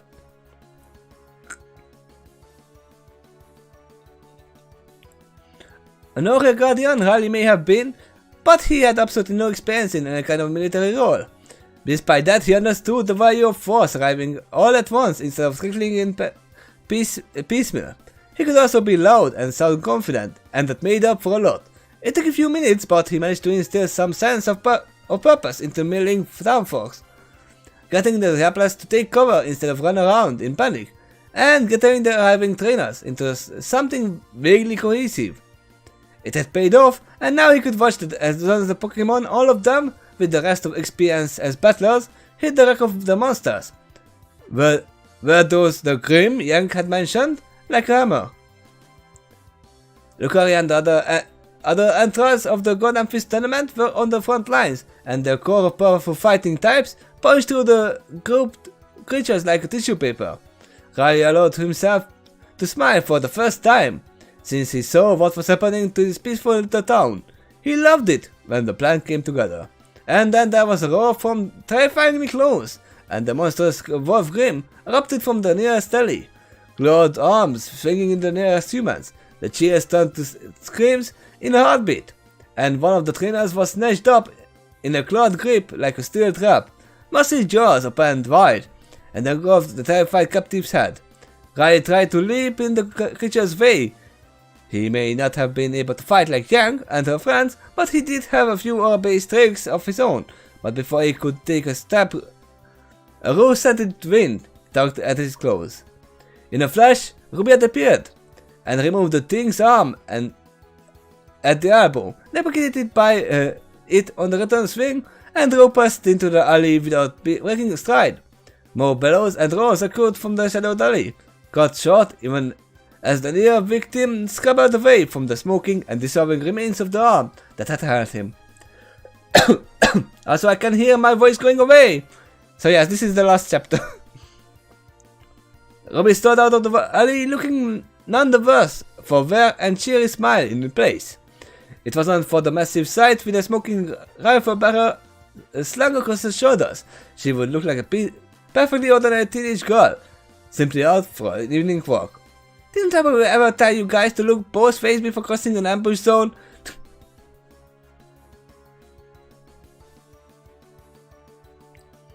It took another hour and the sun was closing in on the mountain peaks, but the monsters finally began to fall back. Buildings were damaged and both humans and Pokemon were injured, some badly, but the impromptu defenders of Golden Valley were finally able to let out a ragged cheer as the last handful of wolf monsters loped back into the woods, from whence they came. Riley and Lucario shared a proud, if exhausted look. This was what being an Aura Guardian was about, doing good and saving lives wherever they needed. And speaking of Aura, where had the floor heroines of the hour gotten to? Good question.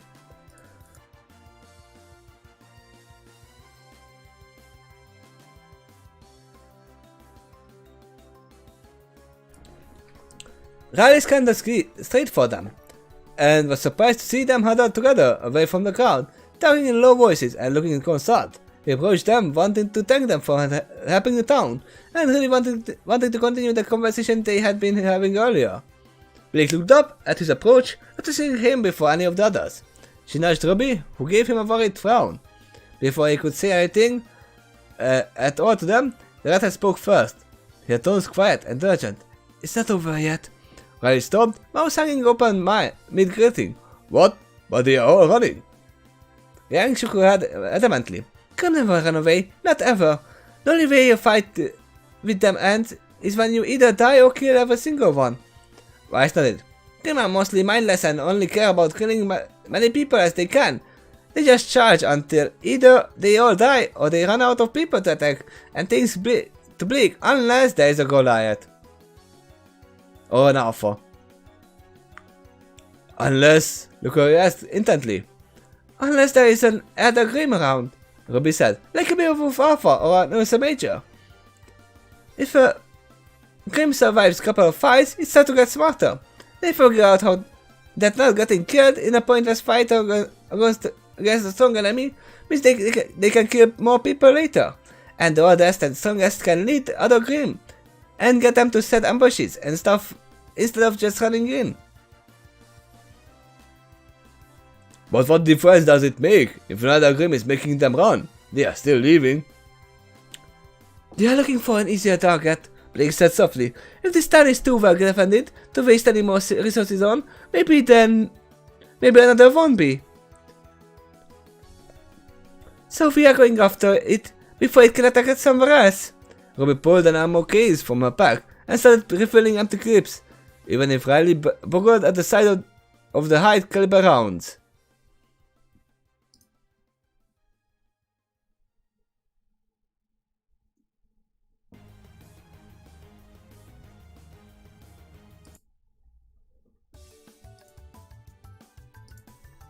I think this is a little bit too happy for that.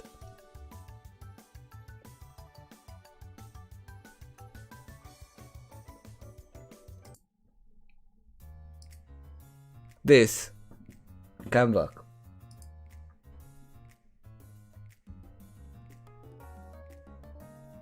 "5 minutes to rearm, then we go.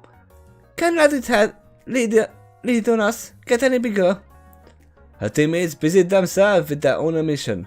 Rice, Lucario noticed, was pouring a small vials of colored powder into a revolving cylinder at the base of a rapier's blade instead of footing it with bullets or shells. Luca narrowed his eyes at them, remembering what he had seen at his match with Yang. I recognize that aura, he said. Are those ground-up evolution stones? Vice blinked and shrugged. If that's what you call dust, she said. Something to look into later, I suppose. Riley was shaking his head in disbelief. You are seriously planning to... fine, we're coming with you. Luca nodded in agreement, but RWBY frowned. It's good that you want to help, but that would be really a bad idea. Riley tried to protest, but much younger girl somehow overrode him with ease. You're not huntsman, and it is going to involve chase through an unfamiliar forest at night. It would be too dangerous. We, on the other hand, have literally been training to do this exact thing our whole lives. The Aura Guardian wanted to dispute that. He wanted to argue that he was capable, that he would be able to help. But the memory of the monster, the Grim, lunging from the alley and nearly tearing that man's head off, stopped him. Riley was certainly more capable than an average human, but when he stopped to really consider things, the Grim didn't fight in one-on-one duels, or in packs and herds the way the Pokemon did. They showed no interest in prestige or glory, or proving their strength. They fought to kill as efficiently as possible. How many could Riley fight at once? How many could Lucario fight? How many could Lucario fight while also protecting this trainer? It was like Yang had said back at the restaurant. To fight the Grim, it wasn't enough to be a trainer. You had to be a warrior, ready to fight them personally. Besides, RWBY continued with an apologetic smile, they may not go after another town after all. It is possible the Alpha is leading the pack around to attack the town again, from a different angle, after everyone's dropped their guard. A lot of towns back home were wiped out that way. Seeing a look of horror in Riley's eyes after her sister dropped that bombshell, Yang put her hand on his shoulder. Keep it together, tough guy. Grim are drawn to bad vibes, like fear and hate, so keeping morale up is really important. And you've gone and made yourself an official military leader, so they are all gonna be looking to you for leadership. Riley hated the logic behind that, but slowly nodded. Right, you four would be even better at it after what everyone saw you doing, but you are the only ones who can fight on their terms. He took a deep, shaky breath and let it out slowly. Keep people alert, keep morale high, and if those things do come back, hold the line until either you can catch up and hit them from behind, or we get help from the Pokemon League. I better make sure somebody called them. Anything else I should know? RWBY beamed at him, her brilliant smile helping soothe Riley's soul. Just remember to watch your flanks, and you'll be fine. The huntresses finished their preparations and walked off in the wake of Grim, Zubat with them as always. It was nice talking to you at dinner, Riley. You too, Lucario. We will have to do it again sometime. And with that, they disappeared in the gloom of the forest. Riley stood there for long minutes as the sun crept lower in the sky. Eventually, he stirred and turned back to the town with his closest friend. Come on then, we need to contact the League and find a way to let the other trainers know what to expect without causing panic. Lucario nodded, but before he joined his trainer, he stared off into the distance with closed eyes, watching the gleam of the girl's aura grow more distant. Good hunting, friends. And with that, he turned back to the damaged town and the people that needed his protection. And that is the end of chapter 10. Tomorrow, at the same time, we are gonna continue with chapter 11. If that's okay with you, after this is ended, I'm gonna put up the schedule for tomorrow immediately. So wait, it's Wednesday. So tomorrow and the day after we can do both days at least one chapter. I'm not sure if it's gonna be 2 chapters or 3 chapters or 4 chapters or anything, but I can say at least 1 chapter tomorrow and the day after. It depends on how tired I will be, because I will be working at night, and after I come back home and take a shower and eat something, I come here and start a stream. It is interesting, right, Quill? This one is requested by Ilya, who is here as well. Oh, I don't know if he's still here, or if he got another task to do. But yeah, it is really interesting, and there's gonna. It is quite a long story. It has 41 chapters. It's not that long. We can finish it in, I don't know, a month or two. It depends on what will happen. I'm pretty sure we are not gonna finish it before my operation. That is gonna be at the beginning of April. And when that's gonna happen, I'm gonna disappear for 2 weeks at least, because I will not be able to speak or open up my mouth, probably. But I will still have time to edit my stuff, so I'm probably gonna record some other stuff to prepare for that 2 weeks when I'm away. Probably that's gonna be happening. There's gonna be a lot of recording for me at one point. I do wanna continue RWBY. Chapter 9 is already out. Or volume 9. Or is it volume 8? I don't know. The last volume is already out. I need to start MLP. I need to continue Beyblade. And I need to watch some stuff on my own as well. And we still want to continue this as well. We are going at a good pace. I mean, we are already at chapter 10. But yeah. As you can see, there is still a lot to go through.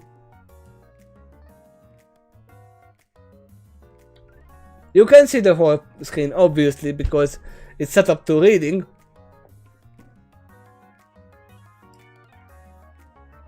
But if I swap to right monitor, you can see all of this. Or you can check it on for yourself. Obviously the link is up in the description, so you can check it before you want, before I read it if you want. Yes. I want to record. I am pretty sure I want to record a lot, and I'm gonna start uploading in April. I'm probably gonna do that. I'm just gonna record a lot.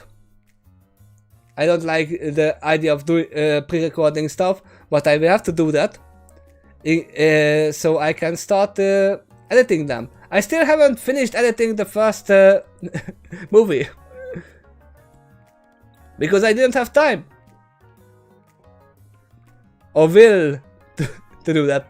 And now I'm gonna go and eat. And probably go to sleep. And in the afternoon, probably around 5. 5:30.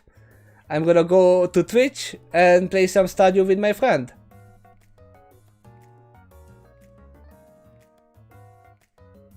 Most of that posted to 2018. Interesting, huh?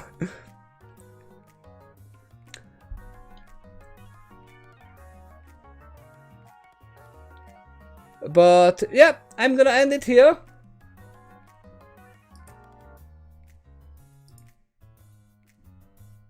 I am gonna end it here, and hopefully you have a great day or night. Furthermore. But yeah, tomorrow at the same time, at 8:30, I'm gonna come back and continue with chapter 11, and maybe chapter 12, or maybe chapter 13 and 14. Oh, no, I'm not gonna say. I'm gonna start do chapter 11 at least that one, depending on how tired I will be. We will see, and how my voice can handle it. I could hear my voice going. At the last few paragraphs in chapter 10. I mean, this was a lot longer than the chapter 9.